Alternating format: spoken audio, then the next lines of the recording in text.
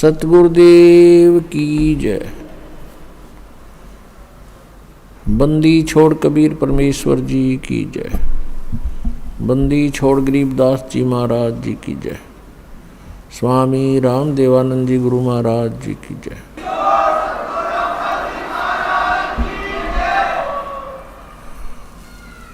गरीब नमो नमो सतपुरुष को नमस्कार गुरु की नहीं।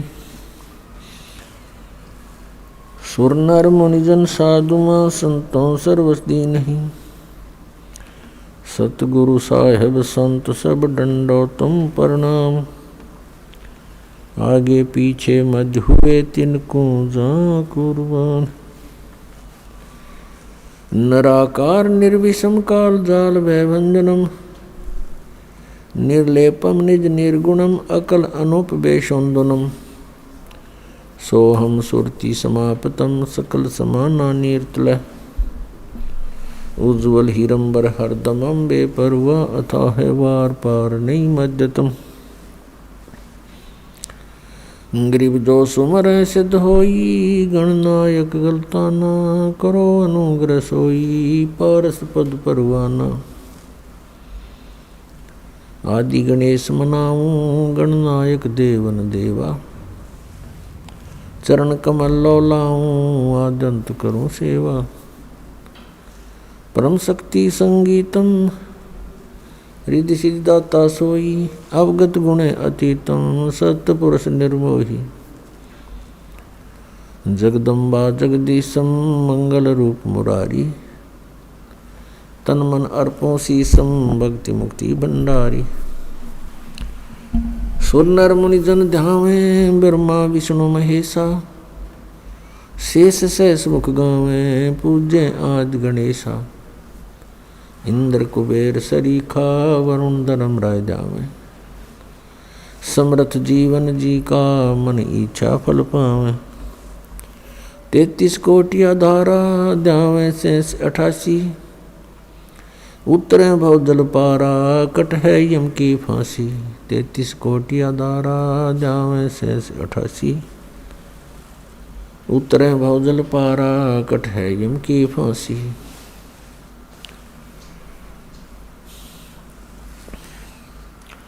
कर जोरों विनती करूं धरूं चरण पर शीसे। गुरु जी राम देवानंद जी महाराज ने दियो नाम बख्शीश। कोटि कोटि सिजदा करूं कोटि कोटि प्रणाम। चरण कमल में राखियो मैं बांधी जाम गुलाम। कुत्ता हूँ गुरुदेव का रामपाल दास का नाम।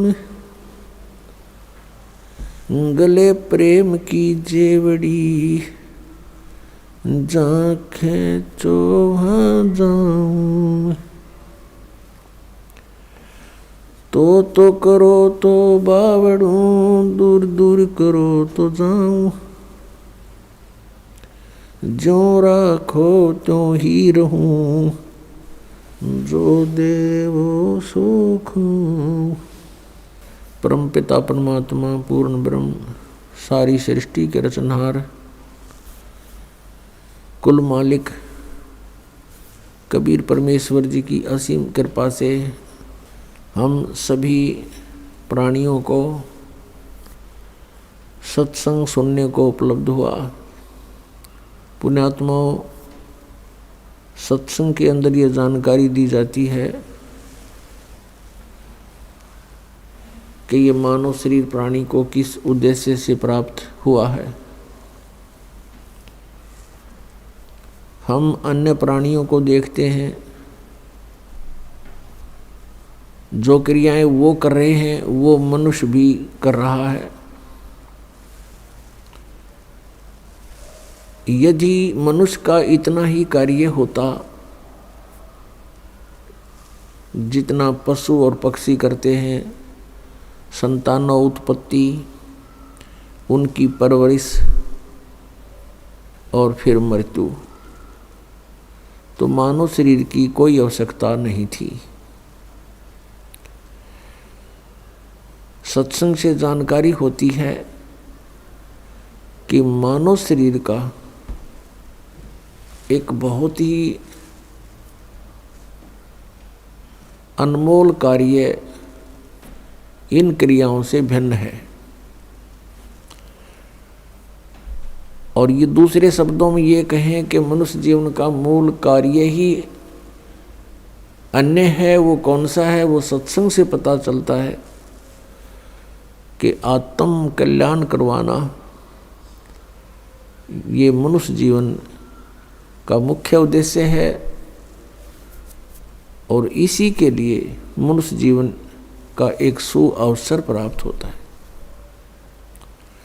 इस सुअवसर को हम सत्संग के अभाव से, तत्वज्ञान न प्राप्त होने के कारण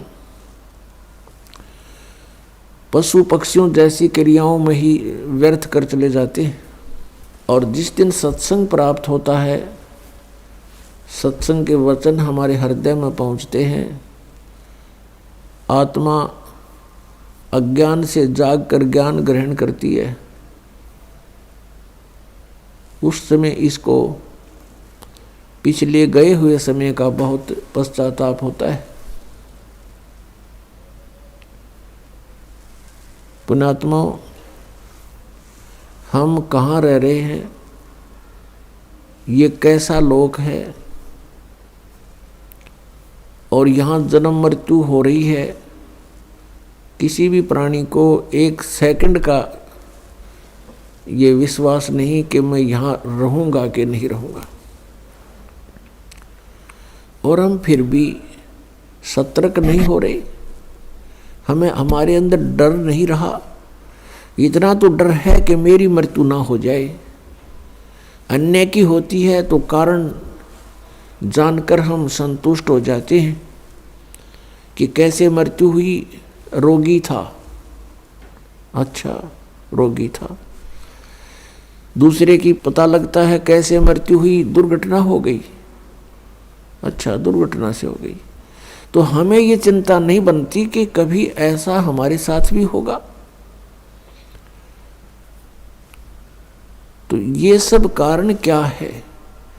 इसका एक कारण तो ये है कि इसका विकल्प का ज्ञान नहीं था हमें, कि ये तैसा सबके साथ होता है, होता रहेगा। इसका विकल्प क्या है, ये ज्ञान नहीं था। और ये ज्ञान होगा इस सत्संग से।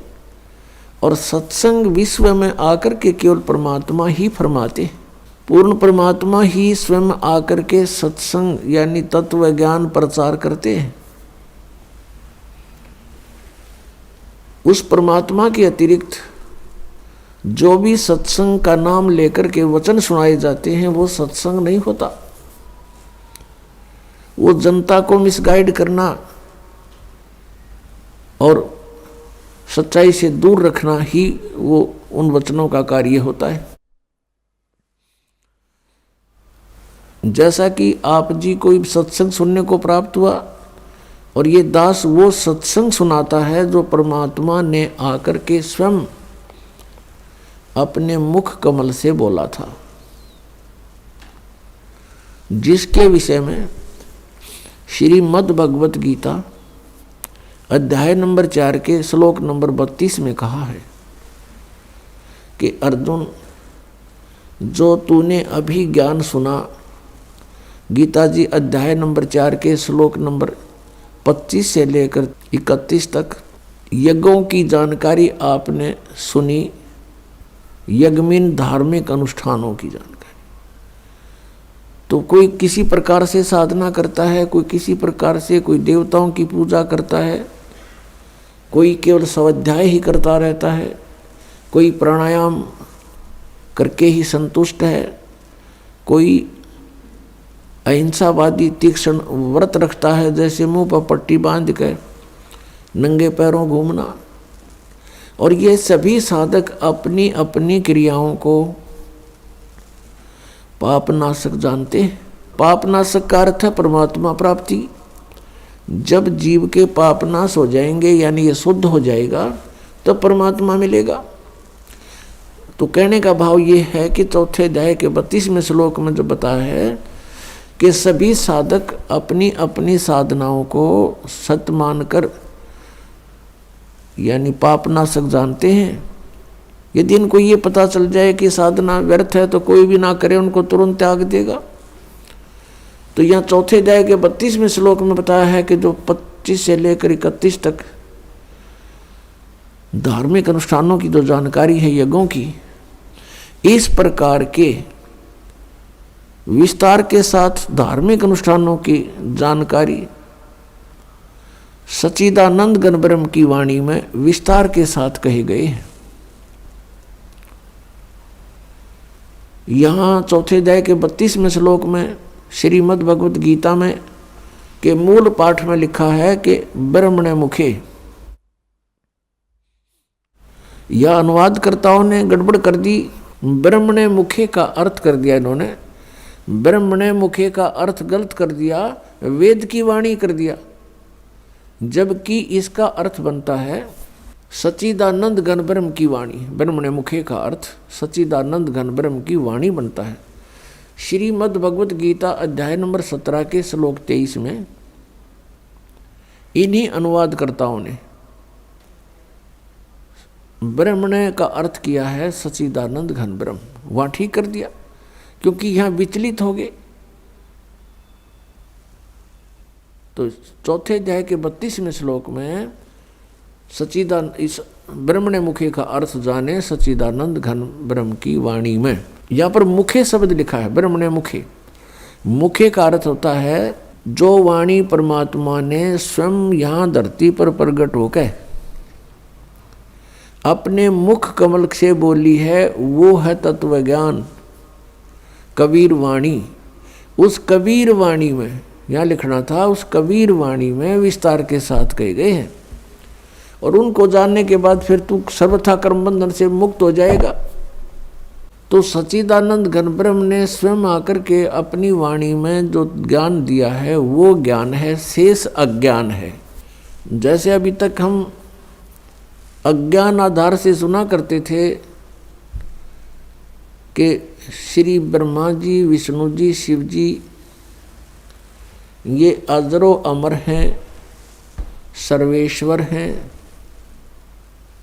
इनके कोई माता पिता अर्थात जनक नहीं है। ये अज्ञान था, सत्संग नहीं था। जबकि इनकी जीवनी में लिखा है कि ये नाशवान हैं, इनकी जन्म मृत्यु होती है, दुर्गा इनकी माता है और काल रूपी ब्रह्म इनका पिता है। तो ये अज्ञान था। अब यहाँ थोड़ा सा प्रमाण देना पड़ेगा, नहीं तो भक्त प्रथम बार इस बात को सुनेगा कि ब्रह्मा विष्णु महेश नाशवान है, इनकी जन्म मृत्यु होती है, तो बिदक जाएगा और हो सकता है फिर ये कभी वचन भी ना सुने। उसका दुर्भाग्य होगा, क्योंकि सच्चाई से दूर भागना नहीं चाहिए। सच्चाई को धैर्यपूर्वक सुनना चाहिए, फिर विचार करना चाहिए कि सचमुच ये कितना सत्य है। और सत्य है तो फिर सत्य के लिए हम भटक रहे हैं। सत्य मिला और हमें अपना कल्याण हुआ। अभी तक हम असत्य में भटक रहे थे, असत्य साधना कर रहे थे, असत्य ज्ञान सुन रहे थे, असत्य परमात्माओं पर आश्रित थे। अब हमें सत्य मिलेगा तो ग्रहण करेंगे, हमारा सबका मोक्ष हो जाएगा। अब देखिएगा, थोड़ा प्रमाण दिखाते हैं श्री देवी पुराण में। देखिएगा, श्रीमद् देवी भागवत गीता प्रेस गोरखपुर से प्रकाशित है। और इसके कौन है संपादक? हनुमान प्रसाद पोदार चिमनलाल गोस्वामी। और ये गीता प्रेस गोरखपुर से प्रकाशित है, मुद्रित भी वहीं से है। गीता प्रेस प्रकाशक एवं मुद्रक हैं गीता प्रेस गोरखपुर, गोविंद भवन कार्यालय, कोलकाता का संस्थान।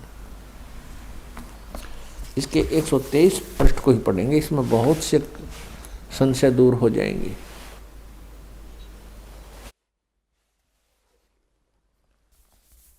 तीसरा स्कंद श्रीमद् देवी भागवत आप पढ़ रहे हैं, 123 पृष्ठ पर देखिएगा।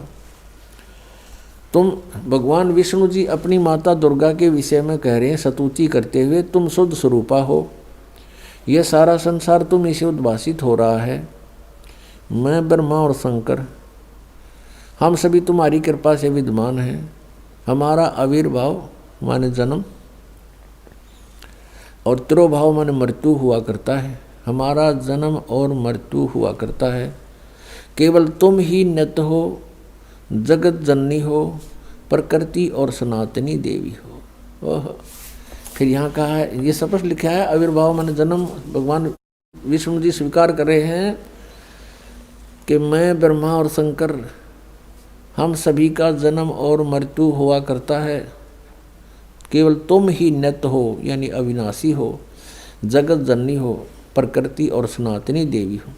ये भी याद रखना कि प्रकृति दुर्गा के लिए ही कहा जाता है। भगवान शंकर बोले, देवी यदि महाभाग विष्णु तुम्ही से प्रकट हुए हैं तो उनके बाद उत्पन्न होने वाले ब्रह्मा भी तुम्हारे बालक हुए। फिर मैं तमोगुणी लीला करने वाला शंकर क्या तुम्हारी संतान नहीं हुआ? अर्थात मुझे भी उत्पन्न करने वाली तुम ही हो शिवे। संपूर्ण संसार की सृष्टि करने में तुम बड़ी चतुर हो।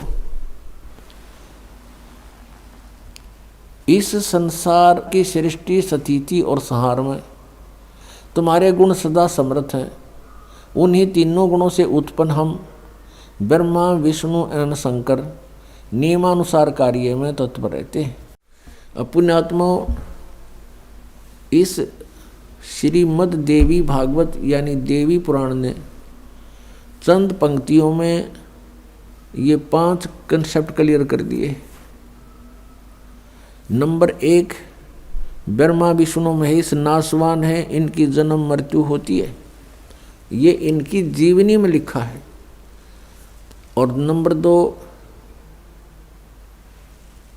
प्रकृति दुर्गा को कहते हैं। नंबर 3, दुर्गा इन ब्रह्मा विष्णु महेश की माता है। और नंबर 4, ये कहते हैं हम तो केवल नियमित कार्य ही कर सकते हैं, यानी जिसके संस्कार में दुख या सुख जैसा है उसको एज इट इज दे सकते हैं, उसमें हम कोई परिवर्तन नहीं कर सकते। और 5वां ये हो गया कि रजगुण ब्रह्मा, सतगुण विष्णु, तमगुण शिव जी है, कि इन तीनों गुणों से उत्पन्न हम। तो पुण्यात्माओं, अभी तक जो ये ज्ञान दिया करते थे वो दंत कथा थी, अज्ञान था, वो सत्संग नहीं था। और आज तक पवित्र हिंदू धर्म के जो गुरु मार्गदर्शक माने जाते थे, ऋषि महर्षि मंडलेश्वर, वो अपने सदग्रंथों से भी परिचित नहीं थे। विचारणीय विषय है कि एक अध्यापक विद्यार्थियों को आउट ऑफ सिलेबस पढ़ाता है, पाठ्यक्रम से अलग ज्ञान देता है, वो उनका मित्र नहीं शत्रु है। तो आज तक जितने भी हमारे पवित्र हिंदू धर्म के जो मार्गदर्शक थे वे टीचर कहलाते थे, लेकिन वो टीचर नहीं थे, वो महाअज्ञानी थे। उन्होंने अपने सदग्रंथों को अर्थात पाठ्यक्रम की पुस्तकों को भी नहीं ढंग से पढ़ा, नहीं समझा, एक लोक वेद बना के पूरे मानव समाज को भ्रमित कर दिया। श्रीमद् भगवत गीता लगभग 5500 वर्ष पूर्व श्री वेद व्यास जी द्वारा लिपिबद्ध की गई थी और श्री कृष्ण जी के शरीर में प्रवेश करके ब्रह्म ने, सर्वपुरुष ने अर्थात काल भगवान ने यह बोली थी। इस दास को परमात्मा कबीर देव जी ने दिव्य दृष्टि दी, यानी ज्ञान दृष्टि दी। उसके बाद इसका यथार्थ अनुवाद हुआ। इससे पूर्व, इस दास से पूर्व जितने भी आज तक अनुवाद करता है गीता जी के, उन्होंने अर्थों के अनर्थ कर डाले। उदाहरण के तौर पर 7वें अध्याय के 18वें श्लोक में गीता ज्ञानदाता कहता है कि अर्जुन, ये ज्ञानी आत्मा, जैसे गीता जी अध्याय नंबर 7 के श्लोक नंबर 12 से लेकर 15 तक तो तीनों गुणों, रजगुण ब्रह्मा, सतगुण विष्णु, तमगुण शिव जी की स्थिति बताई है। और ये भी कहा है कि इन तक जिनकी बुद्धि सीमित है वो अन्य किसी की बात सुनने को तैयार नहीं, वो मेरी भक्ति भी नहीं करते। फिर गीता ज्ञानदाता कहता है ये ब्रह्म सरपुरुष 16वें और 17वें श्लोक में कि मेरी भक्ति भी 4 प्रकार के करते हैं। एक अर्थार्थी, आर्थ नंबर 2, और नंबर 3 जिज्ञासु, नंबर 4 ज्ञानी। इन तीनों को तो रिजेक्ट किया है, अर्थार्थी, आर्थ और जिज्ञासु को। ज्ञानी के विषय में कहा कि ज्ञानी आत्मा है तो अच्छी, 7वें अध्याय के 18वें श्लोक में, लेकिन ये मेरे वाली ही अनुत्तम गति में स्थित रहे। अब यहाँ अनुत्तम का अर्थ एक 6ठी कक्षा के बच्चे से पूछ लीजिए। उत्तम माने अच्छा यानी गुड, और अनुत्तम माने बैड। यदि कोई व्यक्ति कहीं पर बैड का अर्थ, इंग्लिश में बैड का अर्थ और गुड करता है, श्रेष्ठ करता है, तो महामूर्ख है वो। तो यहाँ इन्होंने अनुत्तम का अर्थ अति उत्तम कर दिया। कारण क्या रहा? अज्ञान। इनको पता नहीं था कि ब्रह्मा विष्णु महेश से ऊपर भी कोई शक्ति है। इनको ये भी नहीं मालूम था कि गीता जी का ज्ञान श्री कृष्ण नहीं बोल रहे, उसके अंदर प्रवेश करके ये श्री काल भगवान बोल रहे हैं। जो गीता जी अध्याय नंबर 11 के श्लोक नंबर 32 में कहता है कि अर्जुन मैं काल हूँ, सबको खाने के लिए आया हूँ, अब प्रवृत्त हुआ हूँ, और तू युद्ध ना करेगा तो भी मारूंगा इनको। और 11वें अध्याय के 21वें श्लोक में अर्जुन कह रहा कि हे भगवान, आप तो इन देवताओं को भी खा रहे हो, आप ऋषियों को भी खा रहे हो, और ये सब सिद्धों के समुदाय आपके समक्ष वेद मंत्रों से आपकी स्तुति भी कर रहे हैं, आपसे मंगल कामना भी कर रहे हैं, और आप इन सब को खा रहे हो। तब इसने 11वें अध्याय के 32वें श्लोक में कहा कि अर्जुन मैं काल हूँ और अब प्रवृत्त हुआ हूँ, अब आया हूँ मैं, अब प्रकट हुआ हूँ। नहीं, श्री कृष्ण जी तो अर्जुन के साथ पहले से ही रहते थे, संबंधी थे उसके। और अर्जुन फिर ये पूछ रहा है कि हे महानुभाव तुम कौन हो? मैं आपको नहीं जानता। एक रिश्तेदार ने नहीं जाने, कोई बात हुई है? तो उस समय श्री कृष्ण नहीं, श्री कृष्ण से बाहर निकल कर वो काल अपना स्वरूप दिखा रहा था कि अर्जुन ये है मेरा विराट रूप। और इससे पहले किसी ने इसको नहीं देखा था तेरे अतिरिक्त। और श्री कृष्ण जी तो अपना विराट रूप पांडवों की सभा में पहले दिखा चुके थे। तो ये शब्द भी श्री कृष्ण जी नहीं बोलते अगर वो गीता ज्ञान दे रहे होते कि तेरे से अतिरिक्त पहले मेरा ये विराट रूप किसी ने नहीं देखा था। वो विराट रूप श्री कृष्ण जी के सत्र का था। श्री कृष्ण जी विष्णु अवतार हैं। विष्णु जी केवल 16 कला के भगवान हैं, और ये काल ब्रह्म 1000 कला का भगवान है। जैसे एक तो 100 वाट का बल्लभ हो, एक 1000 वाट का हो, एक 16 वाट की ट्यूब हो, एक 1000 वाट की ट्यूब हो, तो ट्यूब दोनों रोशनी दोनों ही दिखा रही है, लेकिन अंतर बहुत होता है। ऐसे ही इनके विराट रूप में अंतर था। तो ऐसे ही गीता जी का ज्ञान इनको नहीं मालूम था कि गीता जी का ज्ञान किसने बोला। इनकी बुद्धि श्री कृष्ण से ऊपर उठी नहीं। श्री कृष्ण जी को सर्वेश्वर महेश्वर मानकर श्री गीता जी के ज्ञान का अज्ञान कर डाला।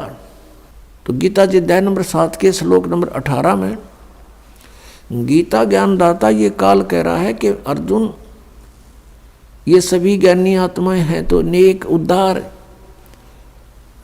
ये परमात्मा पाने के लिए अपना सर्वस्व न्यौछावर किए हुए हैं, लेकिन ये मेरे वाली घटिया अनुत्तम गति में ही स्थित हैं।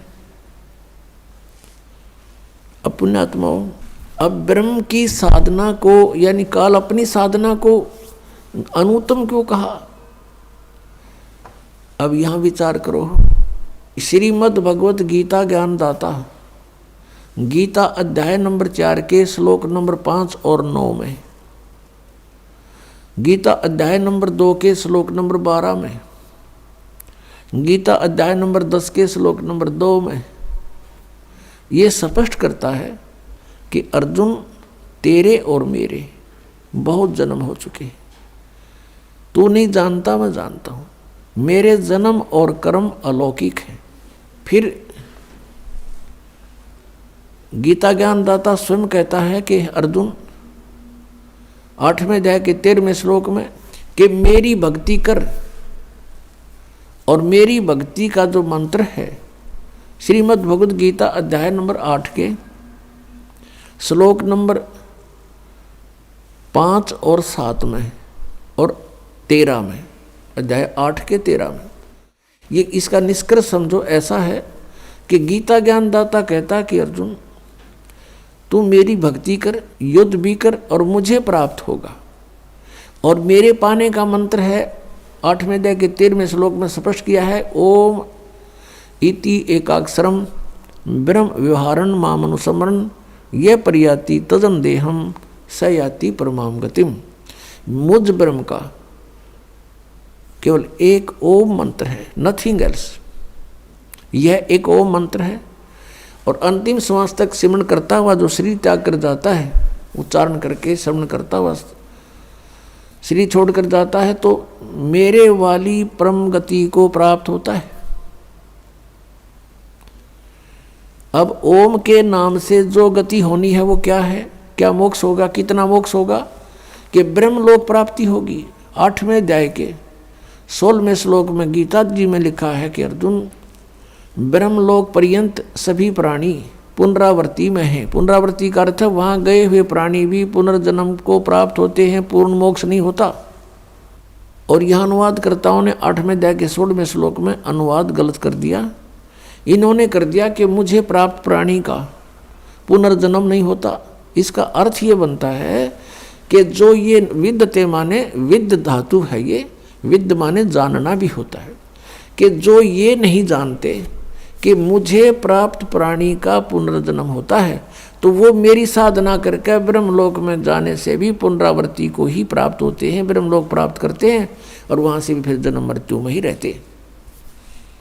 यदि यहाँ इनके अनुवाद को सही माने गीता अनुवादकर्ताओं का कि मुझे प्राप्त प्राणी का, गीता ज्ञानदाता कह रहा है कि मुझे प्राप्त प्राणी का पुनर्जन्म नहीं होता। ये गीता जी अध्याय नंबर 4 के श्लोक 5, 9, गीता अध्याय नंबर 2 का श्लोक 12 और गीता अध्याय नंबर 10 का श्लोक 2 ये झूठे हो जाते हैं कि ये कहता है मेरे भी जन्म मृत्यु होते, साधक के भी, यानी तू मेरा साधक है तो तेरे भी जन्म मृत्यु होंगे अर्जुन। तो यहाँ इन्होंने अर्थों के अनर्थ कर डाले। अब गीता जी अध्याय नंबर 17 के श्लोक नंबर 23 में कहा कि ओम तत्सत इति निर्देश है ब्रह्मण त्रिविध समर्थ है।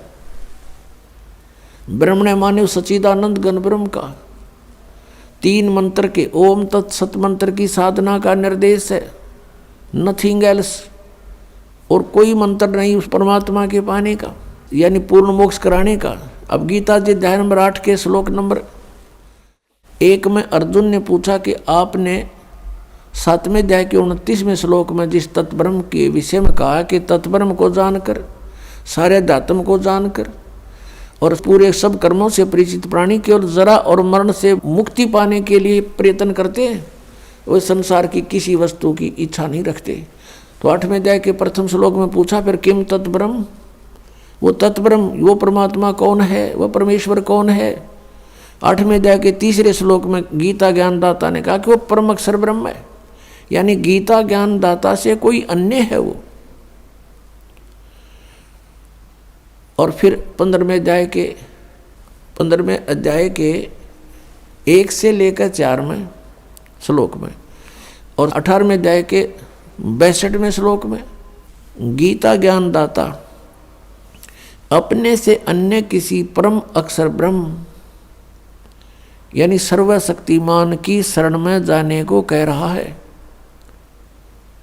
उसकी कृपा से ही तू परम शांति को और सनातन परम धाम को प्राप्त होगा। 18वें अध्याय के 62वें श्लोक में और गीता जी अध्याय नंबर 15 के श्लोक 1 से 4 का निष्कर्ष है कि उल्टा लटका हुआ संसार रूपी वृक्ष है और इसके सभी पार्ट्स को, सभी भागों को जो व्यक्ति जानता है, स वेदवित, वो वेद के तात्पर्य को जानने वाला है, अर्थात वो तत्वदर्शी संत है। गीता जी अध्याय नंबर 4 के श्लोक नंबर 32 में आपने अभी सुना, उसमें कहा कि जो अभी तक आपको ज्ञान बताया मैंने, चौथे अध्याय के 25 से लेकर 31 तक मंत्रों में, कोई ऐसी साधना करता है, कोई ऐसे यज्ञ करता है, कोई ऐसे यज्ञ माने धार्मिक अनुष्ठान करता है, उनसे हटकर चौथे अध्याय के 32वें श्लोक में कहा कि इस प्रकार की बहुत से विस्तार के साथ यज्ञों की जानकारी, धार्मिक अनुष्ठानों की जानकारी सच्चिदानंद घन ब्रह्म यानी ब्रह्मणे मुखे, वो सच्चिदानंद घन ब्रह्म की वाणी में लिखा है और वो तत्व ज्ञान है। चौथे अध्याय के 34वें श्लोक में कहा कि उस ज्ञान को तू तत्वदर्शी संतों के पास जाकर समझ, उनको दंडवत प्रणाम करने से, कपट छोड़कर प्रसन्न करने से वो तत्वदर्शी संत तुझे परमात्म तत्व का ज्ञान कराएंगे, उस तत्व ज्ञान से परिचित कराएंगे। तो यहाँ 15वें अध्याय के 1 से लेकर 4 में तत्वदर्शी संत की पहचान बताई है। वो कैसा होगा? ऊर्ध्व मूलम अधः शाखम अश्वत्थम प्राहु अव्यम छंदासी यस्य प्रणानी ये तम वेद स वेदवित। ऊपर को जड़ वाला, नीचे को तीनों गुण रूपी शाखा वाला, ये एक अविनाशी पीपल का वृक्ष तुल जानो, इस संसार रूपी वृक्ष समझो, और इसके पत्ते आदि सभी विभाग हैं, छंद हैं, और यह तम वेद इस अज्ञान में छुपे हुए इस संसार रूपी वृक्ष के सभी विभागों को जो जानता है, स वेदवित, वह तत्वदर्शी संत है, वह वेद के तात्पर्य को जानने वाला है। 15वें अध्याय के 1 से लेकर 4 का जो तात्पर्य है श्लोक का, कि वो तत्वदर्शी संत है और इस संसार रूपी वृक्ष की ऊपर को जड़ है, नीचे को तीनों गुण रूपी शाखा है। रजगुण ब्रह्मा, सदगुण विष्णु, तमगुण शिव जी तो शाखा है। गीता ज्ञानदाता कहता है कि इसके बारे में तत्वदर्शी संत बताएंगे। उसने केवल इतना ही कहकर छोड़ दिया है। फिर कहा कि तत्वदर्शी संत की प्राप्ति के उपरांत परमेश्वर के उस परम पद की खोज करनी चाहिए। 15वें अध्याय के 4थे श्लोक में परमेश्वर के उस परम पद की खोज करनी चाहिए, जहाँ जाने के बाद साधक फिर लौटकर कभी संसार में नहीं आते। ये है वो वास्तव परम गति, ये है वो पूर्ण मोक्ष जो परम अक्षर ब्रह्म दे सकता है। ये ब्रह्म नहीं दे सकता, ये काल नहीं दे सकता, गीता ज्ञान दाता नहीं दे सकता। और जब तक जन्म मृत्यु समाप्त नहीं होगी तो सुख शांति नहीं हो सकती। इसलिए गीता जी अध्याय नंबर 18 के श्लोक 62 में कहा कि अर्जुन तू सर्वभाव से उस परमेश्वर की शरण में जा, और उस परमेश्वर की कृपा से ही तू परम शांति को और शाश्वतम स्थानम यानी सनातन परम धाम को प्राप्त होगा। वो है वो परम पद जहाँ जाने के बाद कभी लौटकर संसार में नहीं आते। वो सत्यलोक है, शाश्वत स्थान, सदा रहने वाला स्थान यानी सत्यलोक। हम फिर लौट कर आते हैं 7वें अध्याय के 18वें श्लोक पर। गीता जी अध्याय नंबर 8 के श्लोक नंबर अब 1 में अर्जुन ने पूछा कि किम तत्परम, उसका उत्तर दिया 3रे श्लोक में 8वें अध्याय के में कि वो परम अक्षर ब्रह्म है। 8वें अध्याय के 5 और 7 में तो गीता ज्ञानदाता कहता है मेरी भक्ति कर मुझे प्राप्त होगा, लेकिन युद्ध करना ही पड़ेगा। यानी यहाँ शांति नहीं, ओम से शांति कभी नहीं हो सकती। ओम के जाप से जन्म मृत्यु सदा रहेगी और कर्म ये युद्ध करना ही पड़ेगा। फिर 8वें अध्याय के 8, 9, 10 में ये स्पष्ट किया है कि 17वें अध्याय के 23वें श्लोक में तो वो मंत्र बताया जिससे भगवान सच्चिदानंद घन ब्रह्म मिलेगा, उसकी प्राप्ति होगी। और उसकी प्राप्ति के बाद फिर जन्म मृत्यु कभी नहीं होता, सनातन परम धाम प्राप्त होगा।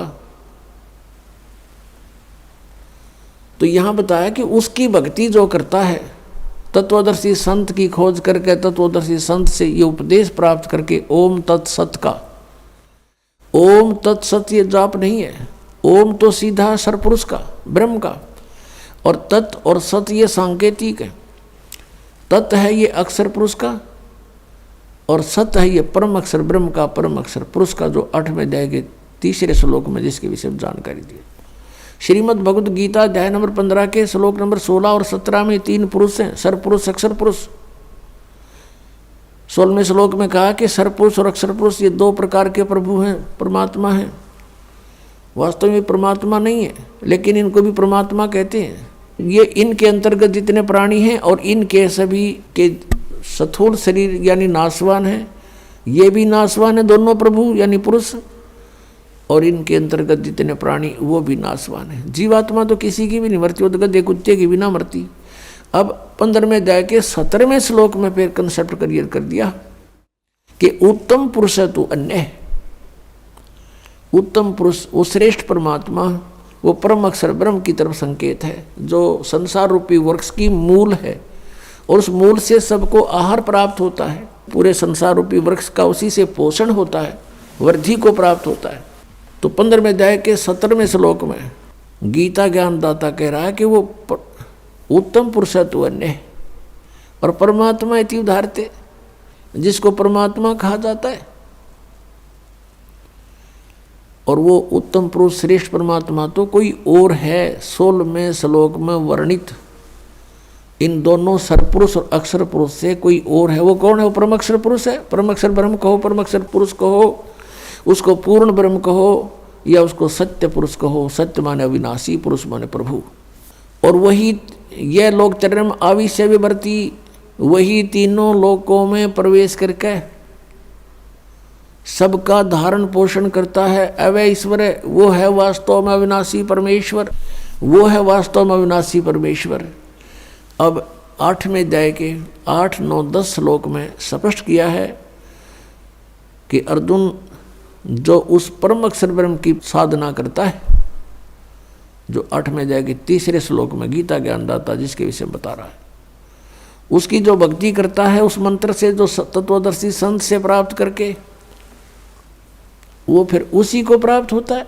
उसको प्राप्त होता है तो वो अविनाशी परमात्मा है, वो तो सतलोक में रहता है, सनातन परम धाम में रहता है। तो इस प्रकार जीव का मोक्ष होता है। अब हमारी पवित्र श्रीमद् भगवद गीता ये ज्ञान दे रहा है, और गीता ज्ञानदाता अपनी साधना को अनुत्तम बता रहा है। और ये अज्ञान आधार से अनुवाद करता हमारे गुरु, पूर्व के गुरु जो थे अज्ञानी, इन्होंने अनुत्तम का अर्थ ही अति उत्तम कर डाला 7वें अध्याय के 18वें श्लोक में और 7वें अध्याय के 24वें श्लोक में। इन अनर्थ कर डाले। 18वें अध्याय के 66वें श्लोक में गीता ज्ञानदाता कहता है कि सर्वधर्मान परित्यज माम, मेरे सतर की जितनी भी धार्मिक क्रियाएं हैं, अनुष्ठान हैं, वो मुझ में त्याग दे, यानी मुझे सौंप दे। जैसे ओम तत् सत में 3 मंत्र है। ओम तत् ये सांकेतिक है, सत भी सांकेतिक है। ओम तो ब्रह्म का है। कहते मेरे सतर की जितनी पूजाएं तूने की हैं वो मुझे दे दे, और उसके पश्चात उस परमेश्वर की एकम शरणम व्रज, एकम जिसके बराबर दूसरा ना हो, अद्वितीय सर्वशक्तिमान यानी परम अक्षर ब्रह्म, उसकी शरण में व्रज माने जाना होता है। इन अज्ञानियों ने सब ने व्रज माने आना कर रखे, आ जा मेरी शरण में आ जा। फिर ये गीता ज्ञानदाता कहता है कि अहम तवा सर्व पापेभ्यो मोक्षामि मा शुच, फिर मैं तुझे सब पापों से मुक्त कर दूंगा, तू चिंता ना कर।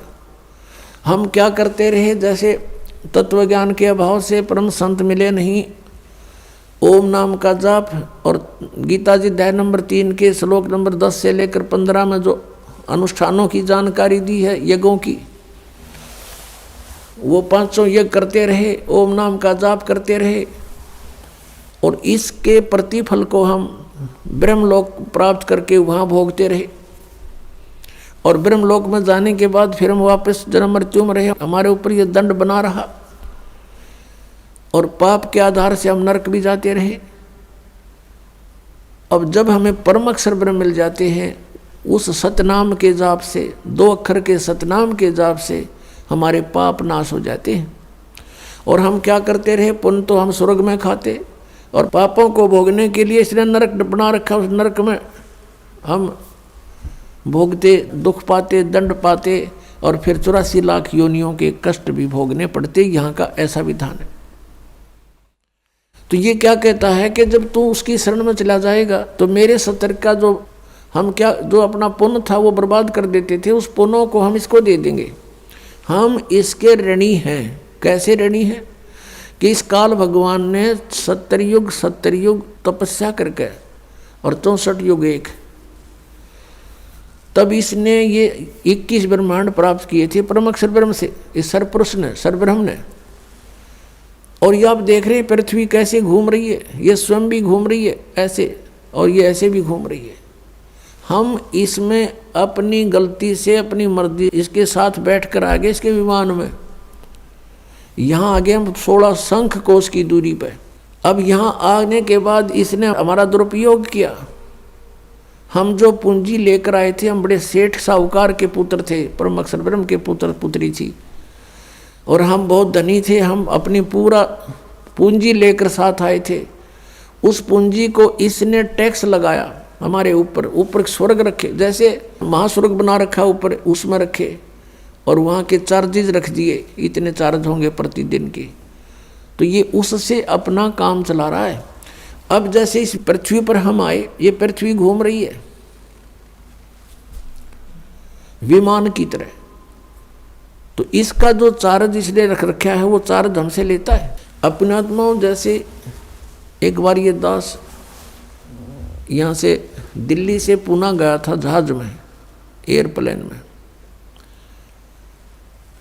तो वहाँ से वहाँ तक का किराया लगभग 6000 रुपये था, और उसके अंदर ही सारा चाय पानी खाना सारी व्यवस्था करते हैं।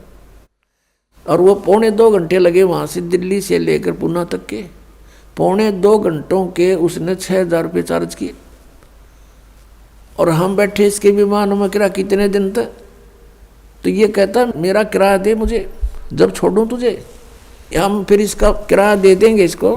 अब फिर हम इसके जो पूंजी को बर्बाद करते थे वो ना करके इसका जितना चार्ज है इस भक्ति का, इसके 70 की भक्ति का, इसको दे देंगे। फिर ये हमें गधे कुत्ते सुअर नहीं बनाएगा या बांध कर नहीं रखेगा। इसलिए 18वें अध्याय के 66वें श्लोक में ये गीता ज्ञानदाता सरपुरुष है, श्री कृष्ण में बोल रहा है। ये ब्रह्म है, ये काल है, 21 ब्रह्मांड का स्वामी है। हम इसके लोक में यहाँ रह रहे हैं। तो ये कह रहा है कि मेरे 70 की सर्वधर्मान परित्यज माम, 18वें अध्याय के 66वें श्लोक, मेरे 70 के सभी धार्मिक अनुष्ठान पूजाएं मुझे दे दे, मुझे त्याग दे, छोड़ दे, मेरा ऋण मुक्त हो, मेरा कर्जा दे। फिर एकम शरणम व्रज, फिर उस सर्वशक्तिमान परमात्मा की शरण में व्रज माने जाओ, परम अक्षर ब्रह्म की शरण में जाओ। और इन अज्ञानियों ने सब ने अनुवाद कर रखा आओ, यानी गो माने जाना होता है, अंग्रेजी का वर्ड है। और कोई गो माने आना लिखता है, कितना विद्वान होगा वो, अंडरस्टूड है। और इन अज्ञानियों ने ऐसा कर रखा, आज तक हम आंखें बंद करके इनको महाविद्वान मानकर इनकी सब अज्ञान और ज्ञान को हम स्वीकार करते रहे, सत्य मानते रहे। इन्होंने हमें डबो डाला। अब श्रीमद् भगवत गीता में श्री कृष्ण जी का कोई रोल नहीं है, ये पूरा रोल काल का है। काल ये सरपुरुष है, किस ब्रह्मांड का स्वामी है। और इसने यहाँ सांप लगा हुआ 1 लाख मानव शरीरधारी प्राणियों का निताहार करने का, जिस कारण से इसने हमें अज्ञानी बना करके यहाँ बाई फोर्स रोका हुआ है, बलपूर्वक रोक रखा है। सब कार्य बलपूर्वक करवाता है। हमारे अंदर ऐसा इसने फीड कर दिए गुण कि हम ये प्राणी विवश होकर के उनके बस कार्य करता। जैसे कोई शराब भांग पी लेता है, फिर उस जीव के बस का नहीं रहता, वो कैसी गतिविधि करे। तो ऐसे हमारे साथ इसने कर रखा है। बच्चे उत्पन्न कराता है, खाता है। आप जैसे कसाई बकरियों को इकट्ठा छोड़ देता है, वो संतान उत्पत्ति करते हैं अपनी वासना के वश होकर के, और उन बच्चों में उनकी खूब ममता भी होती है। और काल उनको कसाई खाता है और वो उनको अपने बच्चे मानते रहते हैं। यही स्थिति परमात्मा कबीर जी ने बताई कि तुम यहाँ कसाई के लोक में रह रहे हो, इस काल के लोक में रह रहे हो, और यहाँ तुम्हारी जन्म मृत्यु कभी समाप्त नहीं हो सकती। और ये दुख तुम्हें सदा बने रहेंगे, चाहे स्वर्ग में जाओ चाहे महास्वर्ग में जाओ, इसके में वहाँ पूरा होते ही समय वापस फिर यहाँ लौट कर आना पड़ेगा। तो प्रसंग चल रहा है कि हम यहाँ उसी पर आते हैं कि 7वें अध्याय के 18वें श्लोक में गीता ज्ञानदाता ने अपनी साधना, अपनी गति को भी अनुत्तम कहा है, अश्रेष्ठ कहा है, क्योंकि जन्म मृत्यु मिटे नहीं, पूर्ण मोक्ष हो नहीं सकता, सनातन परम धाम प्राप्त नहीं हो सकता, और सनातन परम धाम प्राप्त हुए बिना शांति नहीं हो सकती। तो वो गति फिर व्यर्थ है, यूजलेस है, अनुत्तम है, घटिया है। इसका उदाहरण देते हैं। क्या बताते हैं? परमात्मा कबीर देव जी ने अपना तत्व ज्ञान अर्थात सच्चिदानंद घन ब्रह्म की वाणी स्वयं आकर के बोली है, और वही ज्ञान आदरणीय गरीबदास साहिब जी में फीड करके उनके मुख कमल से बाहर निकलवाया है। उसमें क्या बताया है? 72 सोणी अक्षय करी, चुनक ऋषिश्वर एक, ये दे धारे जोरा फिरे, ये सभी काल के भेख। 72 अक्षौणी अक्षय करी, क्षय माने नाश कर दिया 72 अक्षौणी का। किसने? चुनक ऋषिश्वर एक, चुनक नामक एक ऋषिवर ने, ऋषिश्वर देख कितनी गहरी शब्द लाया हमारे लेकिन इनके साथ। एक तो ऋषि सिंपल, एक ऋषिश्वर, ऋषियों में भी श्रेष्ठों से भी श्रेष्ठ। उस ऋषि के ये लक्षण हैं क्या? कि 72 अक्षौणी मानदाता चक्रवर्ती राजा की 72 अक्षौणी का नाश कर दिया, खा गया। अक्षय करी, 72 अक्षौणी अक्षय करी, चुनक ऋषिश्वर एक, ये दे धारे जोरा फिरे, ये सभी काल के बेख। दे धारे जोरा, जोरा माने मौत है। जिनको तुम ऋषि महर्षि मानते थे, परमात्मा कहते हैं, और जो ब्रह्म तक के पुजारी थे, ईश्वर पुरुष के पुजारी थे, ओम नाम का जाप करते थे, वेदों अनुसार वो कहते हैं हम साधना करते हैं, वो काल तक के पुजारी हैं, ब्रह्म तक के पुजारी हैं, काल के भेख हैं, यानी काल के उपासक हैं। भेख होता है उपासक समूह, उसमें से ये एक है। कहते हैं या दे धारे जोरा फिरे, तुम ऋषि समझो, ये तो एटम बम फिरे हैं शरीरदारी, ये मौत फिरे चलती फिरती, जरा सा कोई कह दे उसमें फूक दें, ऐसी सिद्धियों से युक्त हैं ये, और तुम ऋषि में ऋषि मानते उनको। तो यहाँ बताए हैं कि इस काल के पुजारी, इसलिए ये अनुत्तम है ये साधना कि 72 अक्षौणी अक्षय करी, चुनक ऋषिश्वर एक, और ये दे धारे जोरा फिरे, तुम ऋषि को हो, ये तब मौत आंड है या मौत भटक रही है, तुम्हें जरा सा छेड़ दिया, इसके प्रतिकूल कार्य थोड़ा सा भी कर दिया, वचन से ही तुम्हें भस्म कर दे। और ये सभी काल के भेख है। दुर्वासा को पेतहा समझ न आई नीचे, 56 करोड़ यादव कटे, मची रुधिर की कीचे। परमात्मा बता रहे हैं कि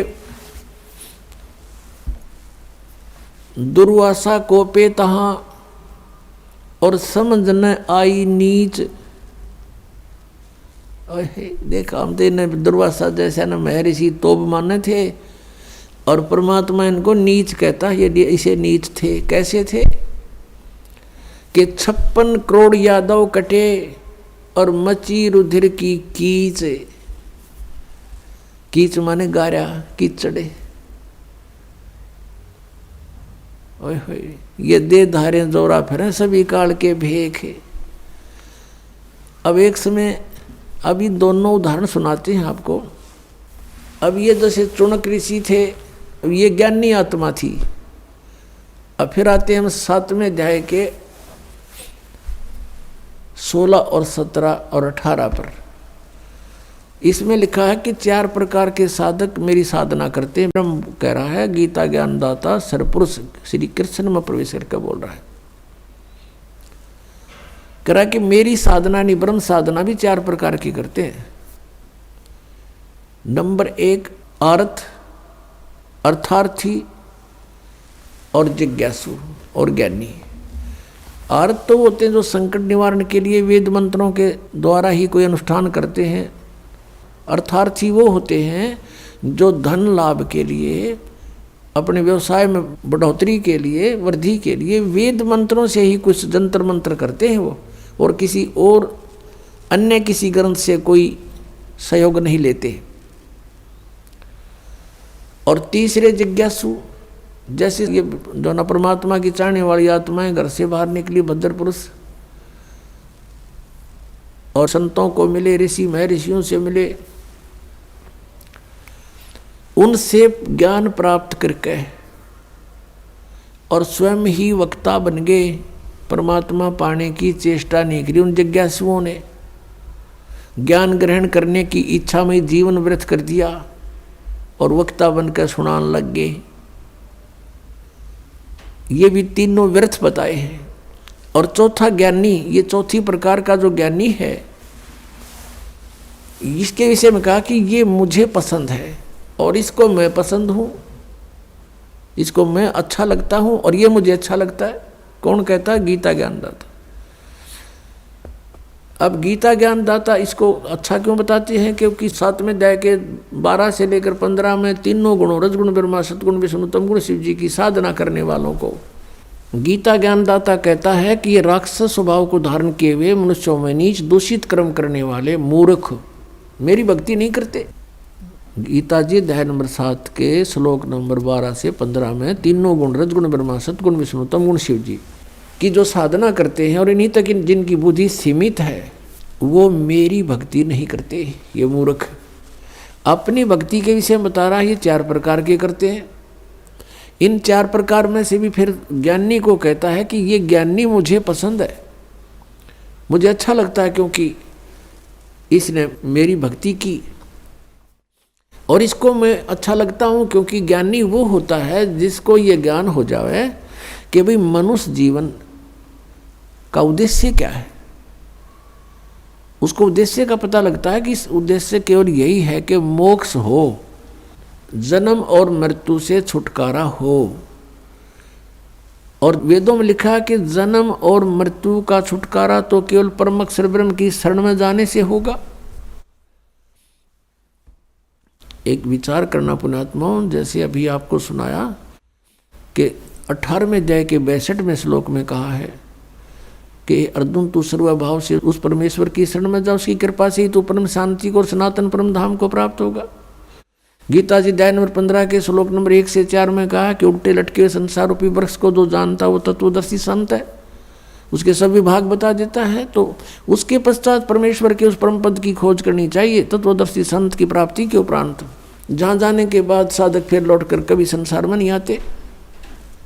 और अपनी जानकारी चौथे अध्याय के 5वें और 9वें श्लोक में, दूसरे अध्याय के 12वें श्लोक में, 10वें अध्याय के दूसरे श्लोक में गीता ज्ञानदाता कहता है अर्जुन तेरे और मेरे बहुत जन्म हो चुके, तू नहीं जानता मैं जानता हूँ। तो इससे सिद्ध हो गया कि वो अपने से किसी अन्य परम अक्षर ब्रह्म की तरफ संकेत करा कि उसकी शरण में जाने से मोक्ष होगा। तो इन ज्ञानी आत्माओं ने वेदों को पढ़ा, क्योंकि श्रीमद् भगवद गीता 4 पवित्र वेदों का सारांश है, कोड वर्ड इसमें अधिक है और उसको तत्वदर्शी संत ही जान सकता है। गीता ज्ञानदाता भी अपरिचित है, उसने ऑप्शन छोड़ दिया है कि तत्वदर्शी संत बताएगा। तो इन ज्ञानी आत्माओं को जिन्होंने वेदों को पढ़ा, उसमें उनको ये जानकारी होगी कि तीनों गुण की भक्ति नहीं करनी चाहिए, इससे मोक्ष नहीं हो सकता। फिर उनको ये भी ज्ञान हुआ कि मनुष्य जीवन केवल मोक्ष प्राप्ति के लिए प्राप्त है। फिर इनको वेदों से ये भी जानकारी हुई कि पूर्ण मोक्ष तो उस समर्थ शक्ति से होगा, पूर्ण परमात्मा से होगा। अब 4 वेदों में केवल वे ऑफ वर्शिप तो ब्रह्म तक की है और जानकारी परम अक्षर ब्रह्म की अत्यधिक है। अब इनको तत्वदर्शी संत नहीं मिला, ऋषियों को, ज्ञानियों को। उन्होंने स्वयं निष्कर्ष निकाला श्री ब्रह्मा जी से डिस्कस करके, क्योंकि श्री ब्रह्मा जी को चारों वेद प्राप्त हुए थे सागर मंथन में, और ब्रह्मा जी ने वेदों को पढ़ा जैसा उसने समझा, क्योंकि इनकी बुद्धि ब्रह्म के हाथ में है, काल के हाथ में है। और ब्रह्मा जी का जब जन्म हुआ और उसको जब वो युवा हुआ तब तक वो बेहोश था, अचेत था। फिर कमल के फूल पर इसको रख दिया गया, वहाँ इसको सचेत किया गया। तो इसने देखा मैं कहाँ से आ गया, मेरा क्या उद्देश्य है। तो इस काल भगवान ने आकाशवाणी करी कि तप करो तप करो। ब्रह्मा जी ने 1000 वर्ष तक तप किया। जब इसमें सिद्धि आ गई, उच्चारज हो गया, तब इसने आकाशवाणी करी कि अब सृष्टि करो। तो वो जो आकाशवाणी थी वह थी तो ब्रह्म की, इस काल की, सरपुरुष की। और ब्रह्मा ने सोच लिया ये परमात्मा की आकाशवाणी है, तप करना। ये तो इसको वेद प्राप्त होने से पहले आकाशवाणी हो चुकी थी। फिर जब ये तीनों भाई इकट्ठे हुए, इनको आदेश दिया दुर्गा ने कि जाओ तुम सागर मंथन करो। तो दुर्गा जी के आदेश से तीनों ने, रजगुण ब्रह्मा, सतगुण विष्णु, तमगुण शिव जी ने सागर मंथन किया। प्रथम बार ये 4 वेद निकले, चारों वेद ब्रह्मा को प्राप्त हुए। फिर ब्रह्मा जी ने पढ़ा, तो ब्रह्मा जी ने वेदों में, जैसे यजुर्वेद अध्याय नंबर 40 के मंत्र नंबर 15 में स्पष्ट किया है कि वायु अनिलम बसमांतम अथिदम अमृतम, वायु अनिलम अमृतम अथिदम बसमांतम शरीरम, ओम कर्तु समर किल्वे समर और कर्तुम समर। ओम नाम का जाप काम करते करते सिमरण करो, विशेष कसक के साथ यानी श्रद्धा के साथ सिमरण करो, किलबलाहट के साथ, ररंकार धुन से। यानी एक ऐसी ररंकार धुन, ये नहीं ये नाम देते हैं 5 नाम, उनमें नहीं। ररंकार का अर्थ है जैसे मरता हुआ आदमी अपनी जीवन याचना करता है, ऐसे इस मंत्र में श्रद्धा रखे जो भी जाप करे। तो कहते हैं फिर और काम करते करते सिमरण करो, ओम नाम का जाप करो। तो ऋषियों ने ये जान लिया कि ओम इज द मंत्र ऑफ कम